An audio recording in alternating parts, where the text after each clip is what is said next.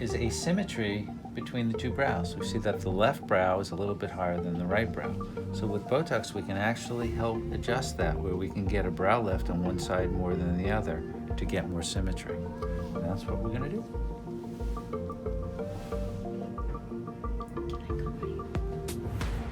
You okay? Mm-hmm. Any discomfort? Not at all.